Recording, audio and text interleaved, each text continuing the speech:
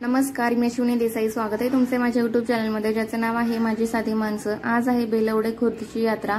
बेलवडे आमचे गाव आहे, पण पूर्वी काही लोक कुंभारगावची चोरगेवाडी येथे स्थलांतर झालेले आहेत.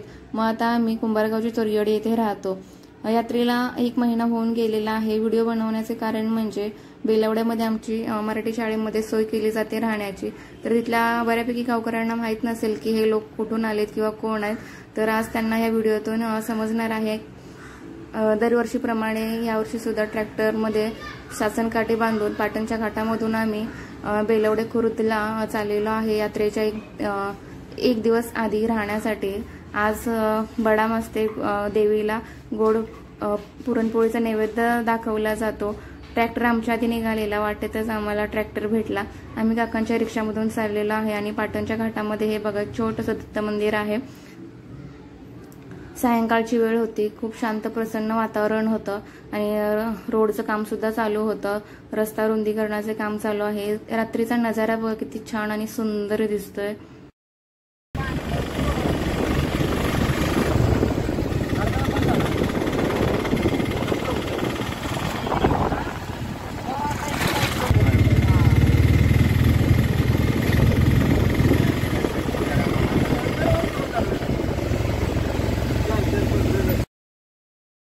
बेलवडेला जाताना आपल्याला रस्त्याच्या बाजूला दौलतनगरमध्ये श्री गणेश मंदिर लागते. रिक्षा थांबवून आम्ही गणेश मंदिरात दर्शनासाठी निघालो. रात्रीच्या वेळेस वातावरण खूप छान, शांत आणि प्रसन्न होते. भाऊ गेले पुढे, त्यांच्या मागून मी गेले. श्री गणेश मंदिरात मूर्तीच्या आसनात चांदीचे आवरण आमदार माननीय श्री शंभूराज देसाई यांनी श्रीचरणी अर्पण केलेले आहे. तुम्ही सुद्धा इथे व्हिजिट करू शकता. खूप शांत आणि प्रसन्न वातावरण आहे. बाहेरून काचेचा दरवाजा आहे, बाहेरूनच दर्शन घेतले. प्रसन्न मूर्ती होती गणपती बाप्पांची. आमच्या मागून पप्पा बाळाला घेऊन आले. गणपती बाप्पा मोरया. गणपती बाप्पांचे दर्शन घेऊन झाले आणि आम्ही बेलवड्याकडे जाण्यासाठी निघालो. थोड्याच वेळात आम्ही बेलवड्यामध्ये पोहोचलो. वेशीच्या बाहेर दोन्ही बेलजाई देवींच्या शासनकाठी असतात, त्यांची भेट होते आणि दोन्हीकडचे म्हणजे बेलवडे आणि आम्ही गावावरून आलेलो आहे, कुंभार गावातून. तिकडचे 11 लोकांच्या गाठी भेटी होतात आणि नंतर मग ही पालखी आपली बेलजाई देवीच्या मंदिरात जाते शासनकाठी.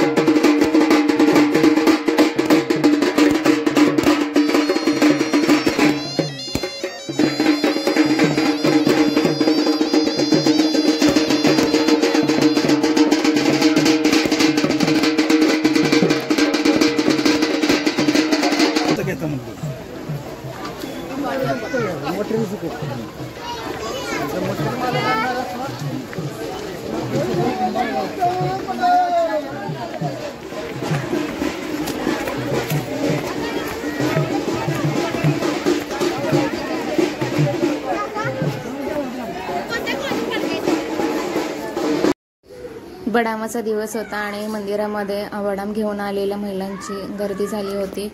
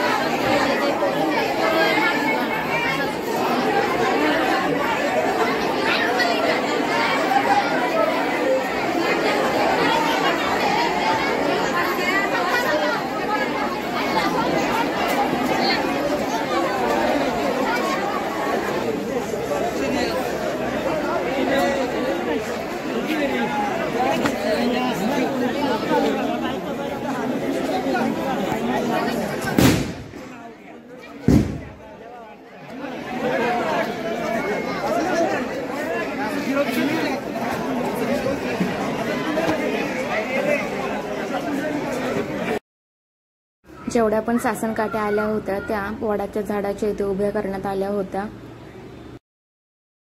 दरवर्षीप्रमाणे यावर्षी सुद्धा आमची मराठी शाळेत राहण्याची सोय करण्यात आली होती।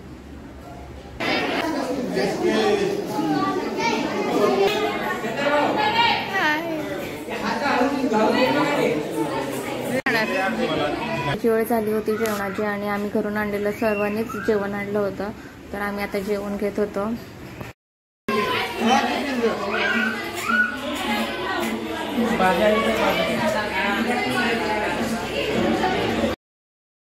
जेवण झाल्यानंतर मंदिराच्या परिसरामध्ये गोंधळ आणि आरती होणार होती, त्यासाठी आम्ही मंदिराच्या परिसरामध्ये गेलो।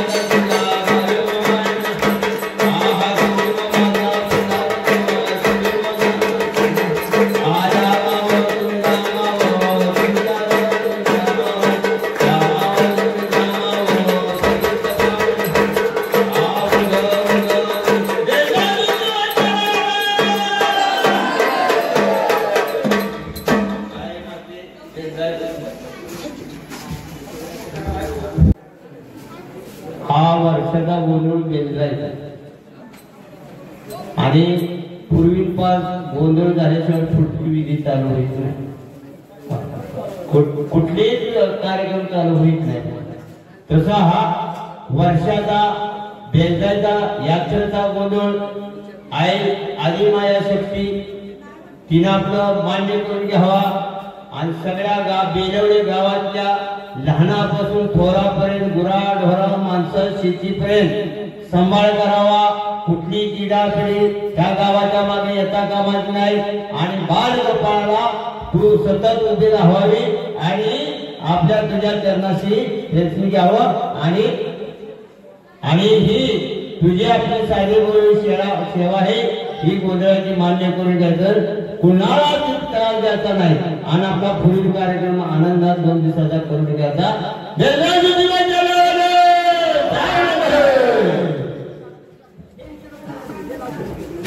गोंधळ झाल्यानंतर यावर्षी नाटकाचे आयोजन करण्यात आलं होतं। नाटकाचं नाव होतं रक्तात रंगला गाव। हाऊसफुल ओपन थिएटर मी पहिल्यांदाच बघितलं। बेलावडे गाव इतकं मोठं आहे, जिकडे नजर आली तिकडे प्रेक्षक बसले होते। काय महिला वगैरे पूर्ण पाठीमागे रोडवरती जिथून दिसेल ना नाटक तिथे बसले होते। एकदम खूप छान नाटक होतं. रात्री लेट नाटक होतं हे. आम्ही सुद्धा नाटकाला गेलो होतो. मंदिराच्या बाहेरच्या बाजूस परिसरात नाटक आयोजित केले होते.